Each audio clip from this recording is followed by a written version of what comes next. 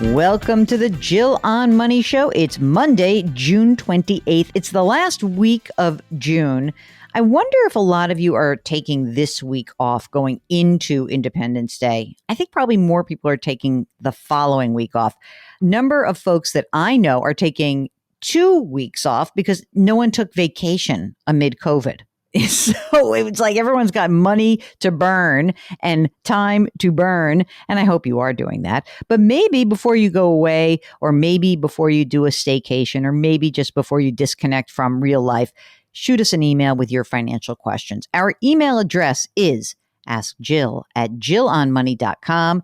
Askjill@jillonmoney.com. If you are on our website, you can just click the contact button and we will get your message. You know what's so great? If you're on the website and you are doing that, then you might as well just say, I'll come on the air live with you. Do you know why? It's a better experience. It's better for both of us. I think it's even better for the listeners.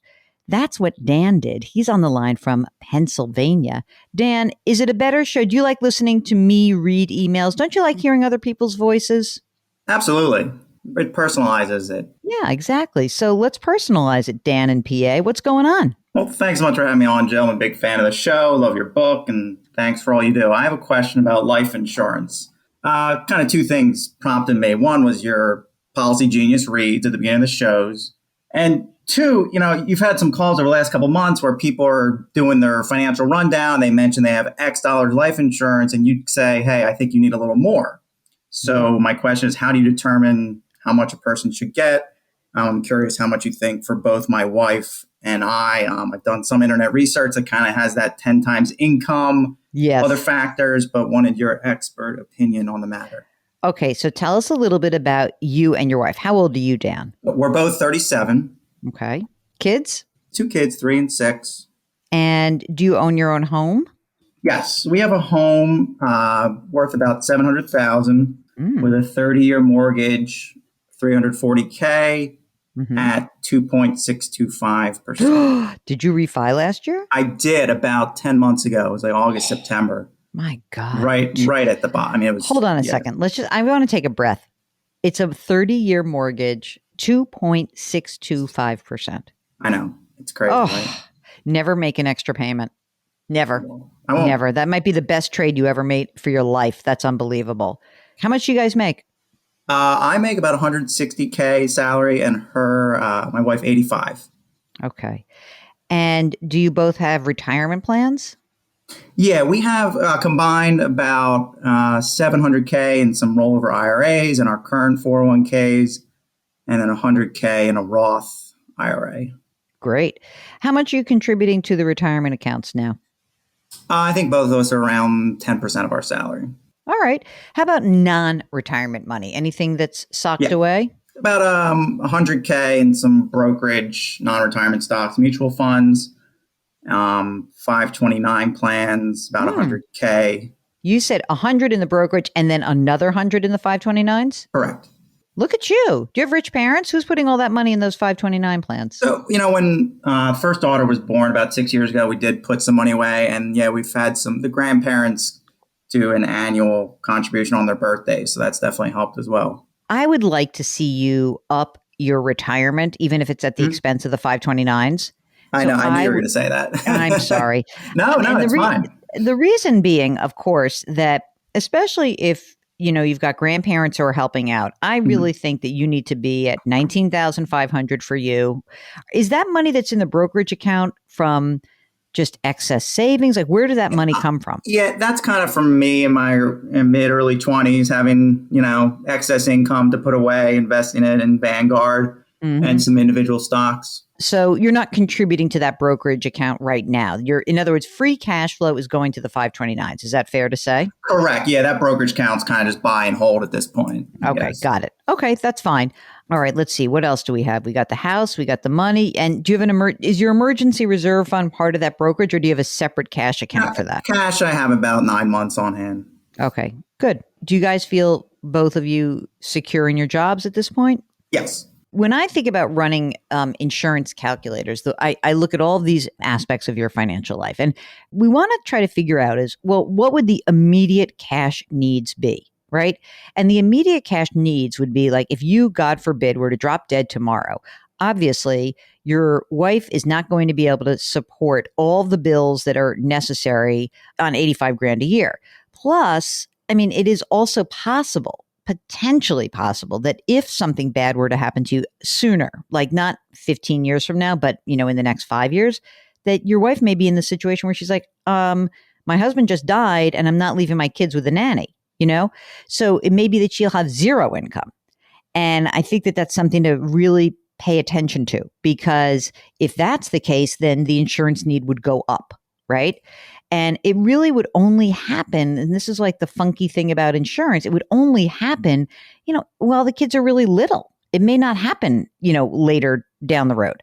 So right now, you've got these immediate needs. And then the other question is that, if you satisfy the immediate needs, what would the longer term needs be? Would you want to have a bunch of money put aside so that your wife didn't have to work for, 10 or 15 years? Would you want to actually leave enough so that she could retire, with her next husband, who she won't love as much as you, but that, she hits her retirement goals and you set that up upon death of your, the first spouse death. So those are like these weird questions that are always under the surface of the general, like instead of saying 10 times income, these are more nuanced questions to ask yourself about life insurance, right? And so I think, as I hear you say it, I have a number in mind for insurance. So tell me, what did the calculator tell you that you needed in life insurance for each of you? I mean, it was basically just a 10 times calculator. And then I've read some other stuff in between 6 and 10. So I guess for her, it was about 850, and for me, 1750 or whatever. And I forget if it was rounded to the nearest 250. Right. Because you have so much money that's already saved, you're on track to only need this coverage while the kids are little. So if you think about it, you need a 20-year term policy. You need 20 years, and you probably don't even need it for 20. You probably need it for like maybe 15, but you might as well get 20 because it's cheap anyway. The way you're describing it to me, I probably would look at 2 million and 1 million. 2 million for you, 1 million for her, and a 20-year term. And it's just not that much more expensive to have extra coverage. But those are the reason why I asked all those questions really has to do with what you'd want to cover. And because insurance is cheap when you're younger and you're not going to do this forever, this is just a bill that you have and you put it into you sort of plug it into your normal annual cash flow and you don't worry about it. And that's my 2 cents. Does that make sense to you? My 2 cents make sense? Yeah, absolutely. I guess so. The fact that our savings are, significant, did that sway you in your calculation to take less? Yeah, because if you had no savings, then I'd say I'd probably do more. Okay. And you probably don't even need as much as I'm saying. It's just that in the short to intermediate term, meaning until these kids are like 10 or 12, you've got a gap.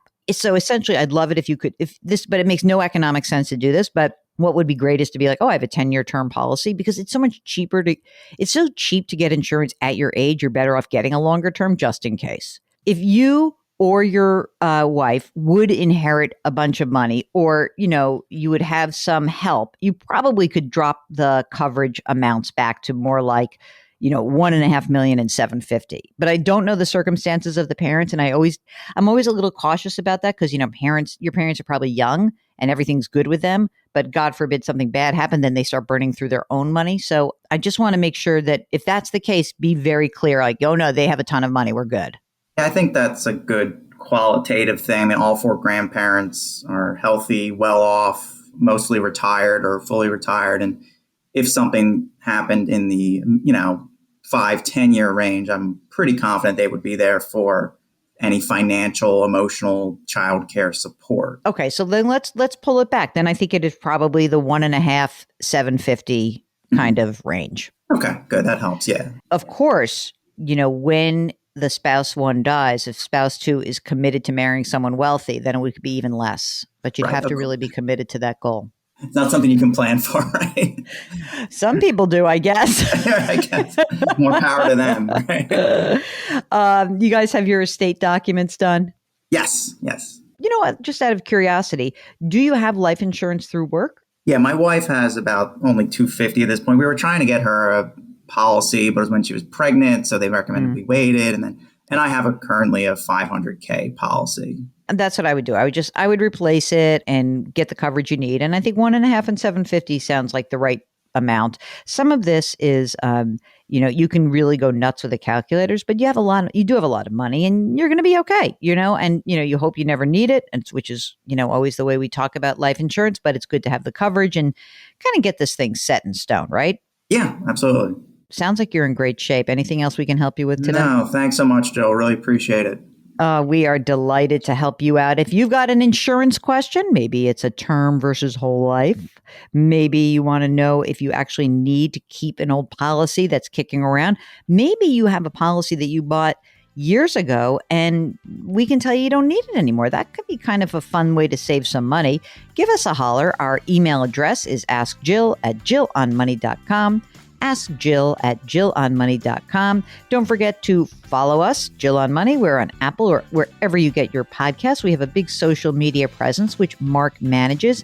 And we have this nifty weekly newsletter. Comes out every Friday. So go to jillonmoney.com and you can enroll, subscribe, and get that free weekly newsletter.